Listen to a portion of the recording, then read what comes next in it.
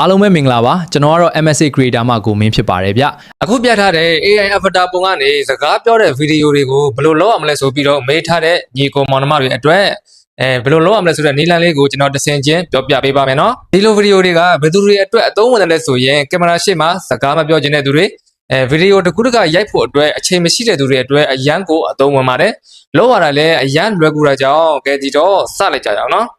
အရင်ဦးဆုံးအနေနဲ့ကျွန်တော်တို့က ChatGPT ကိုတွားပြီးတော့ AI Avatar ပုံတစ်ခုကိုကျွန်တော်တို့ကဖန်တီးထားပါမယ်ကိုယ့်ရဲ့ကိုယ်ပိုင်ပုံဒါမှမဟုတ်ကိုဖန်တီးခြင်းတဲ့ AI Avatar ပုံကိုကျွန်တော်တို့ကဒီမှာ script ရေးပြီးတော့ဖန်တီးခိုင်းရပါမယ်နော်ကျွန်တော်ကတော့မိတ်ဆွေတို့မြင်နေကြဖြစ်တဲ့ Studio ခိုင်းတဲ့ကကျွန်တော်တို့ Creator တယောက်ပုံစံအနေနဲ့ဒီမှာဖန်တီးထားပါတယ်မိတ်ဆွေတို့ကတော့ကိုကြက်နှစ်သက်ရပုံတစ်ပုံကိုဖန်တီးထားလိုက်ပါနော်နောက်တစ်ဆင့်အနေနဲ့ကျွန်တော်တို့ရဲ့ဖုန်းထဲမှာရှိတဲ့ Note app ထဲကိုတွားလိုက်မယ်အဲ့ဒီမှာကိုက character ကိုဘယ်လိုစကားမျိုးပြောခိုင်းမှလဲကိုပြောခိုင်းမဲ့စကား script ကိုဒီမှာအရင်ရေးပါမယ်နော်ပြီးရင်အဲ့ဒီဇာတ်ကောင်ကိုပြောခိုင်းမဲ့အတန်အနေထားကဘယ်လိုပုံစံမျိုးနဲ့ပြောခိုင်းမှလ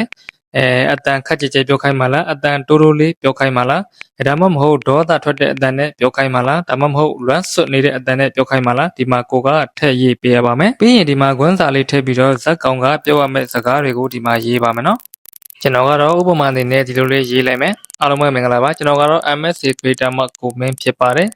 ်အခုကျွန်တော်ပြောတဲ့ပုံစံမျိုးကိုဘယ်လိုလုပ်ရမလဲဆိုပြီးတော့မေးထားတဲ့ညီကိုတွေအတွက်နည်းလမ်းလေးပြောပြမယ်နော်ဆိုပြီးတော့ကျွန်တော်ရေးထားလိုက်မယ်ပြီးရင်ကျွန်တော်တို့က Google Flow ကိုတွက်ပါမယ်ကျွန်တော်ရဲ့ဗီဒီယိုတွေကိုအရင်ကကြည့်ခဲ့ဘူးတဲ့သူတွေဆိုရင်တော့ Google Flow နဲ့ရင်းနှီးပြီးသားဖြစ်ပါလိမ့်မယ်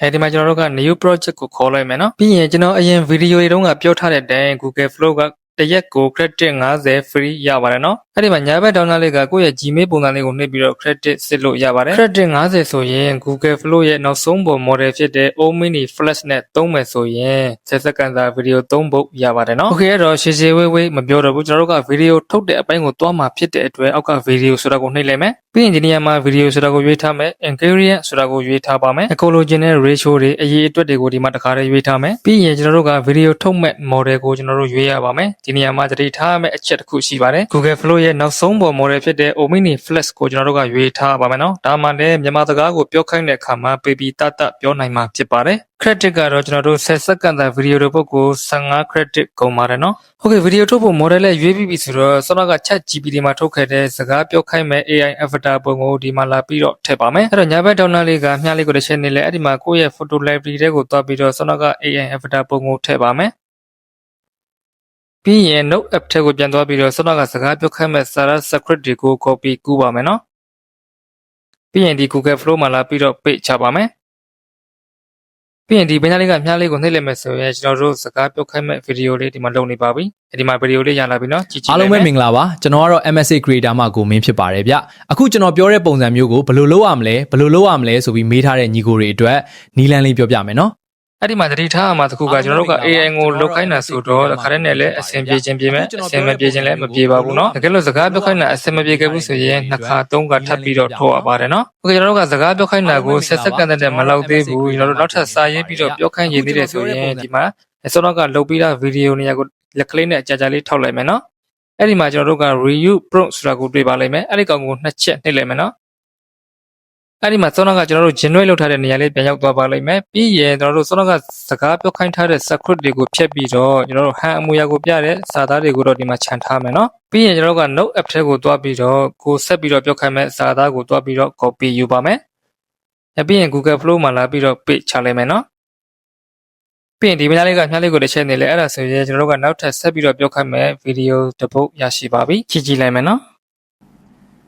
တကယ်တော့ဒီလိုဗီဒီယိုမျိုးတွေကလောက်ရတာအရန်လွယ်ကူသလိုကင်မရာမလိုဘူး editing skill မလိုဘူး AI တခုတည်းနဲ့ဒီလို amazing rescue video တွေကိုဖန်တီးနိုင်ပါတာအဲ့နောက်ဆုံးပြီးကန်လေးလေးမှာသတိထားကြည့်လိုက်နော်ဖန်တီးနိုင်ပါတယ်ဆိုတဲ့နေရာမှာဖန်တီးနိုင်မှာဖြစ်သွားတယ်နော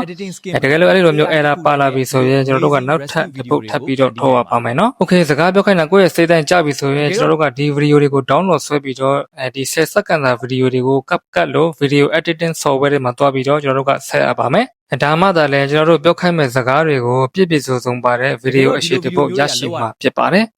အားလုံးပဲမင်္ဂလာပါကျွန်တော်ကတော့ MSA Creator မှာကိုမင်းဖြစ်ပါတယ်ဗျအခုကျွန်တော်ပြောတဲ့ပုံစံမျိုးကိုဘယ်လိုလုပ်ရမလဲဆိုပြီးမေးထားတဲ့ညီကိုတွေအတွက်နီးလန်းလေးပြောပြမယ်နော်တကယ်တော့ဒီလိုဗီဒီယိုမျိုးတွေကလောက်ရတာအရန်လွယ်အဲဒီနေရာမှာတွေ့လာနည်းနည်းလေးကြာနေတယ်နော်အဲ့လိုပုံနေတဲ့နေရာတွေကိုကျွန်တော်တို့ကဖြတ်ထုတ်ပေးရပါမယ် ဗီဒီယိုကိုတကယ်အပြစ်မှာပြောနေတဲ့အတိုင်း duration ကိုချိန်ကြည့်ပေးရပါမယ်ဒါမှလည်းပြောတဲ့ပုံစံကသဘာဝကျပါလိမ့်မယ်နော်အလင်းပြောပြမယ်နော်တကယ်တော့ဒီလိုဗီဒီယိုမျိုးတွေကလောက်ရတာ Okay ဒီလိုပုံစံလေးဖြစ်သွားပြီဆိုရင်တော့အဆင်ပြေပါပြီ skin မလို့ဘူး AI တခုတည်းနဲ့ဒီလို amazing rescue video တွေကျွန်တော်အခုပြောတဲ့နေချမ်းလေးကိုအသုံးပြုပြီးတော့ဗီဒီယိုတွေများများဖန်တီးနိုင်ကြပါစေအားလုံးကိုကျေးဇူးတင်ပါတယ်နောက်ထပ်ဗီဒီယိုတွေမှာပြန်တွေ့ကြပါမယ်ခင်ဗျာ